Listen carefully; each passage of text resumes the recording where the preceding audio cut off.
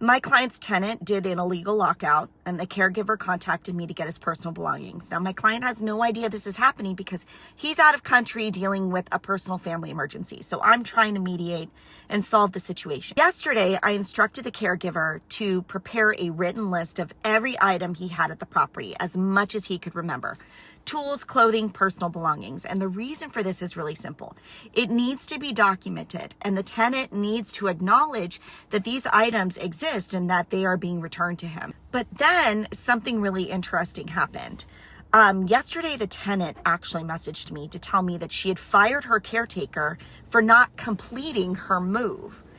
She does not know that I know he left town because of his aunt and that she had passed away. She does not know that he's already contacted me. And honestly, I'm not going to engage in that part. I have to stay neutral because my goal is not to debate stories on who's right and who's wrong and who's lying. My goal is to get his belongings back. She stated that he was no longer allowed on the premises. So I took that opportunity to be very clear with her. I let her know that if he has any personal belongings on the property, she cannot withhold them. They either need to be released to him or arrangements need to be made to have them delivered. Apparently, that message resonated with her because this morning, the caretaker contacted me to let me know that she had texted him saying that she boxed up all of his items and was willing to have her new caretaker load them onto a box truck and deliver them to him. Of course, he's still upset, so I tried to help him look at this from a different point of view.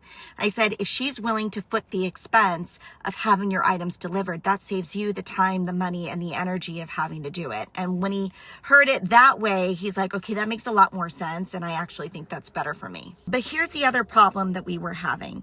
He doesn't have anywhere to live right now. He's actually staying with a friend. Even if he did, he doesn't want her to have his new address. He doesn't feel safe or comfortable. I said, listen, give her the address of someone that you trust, a friend or family member. That way, you can at least get your items now. Told me he finalized his list of personal items. I instructed him to send that list to her so she could ensure everything was loaded onto the box truck and delivered. Now, the other thing that I told him to do was to file a police report documenting that there was an illegal lockout.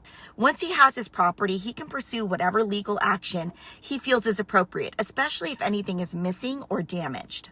I'm going to get into this in the next video because the biggest mistake this tenant has made was assuming that because he wasn't listed on the lease as a tenant that he has no rights, and that is not entirely true. It's verified through her own messages that he was living on the property. He clearly has personal belongings there. So while he may not have established an official tenancy agreement, he does have occupancy rights.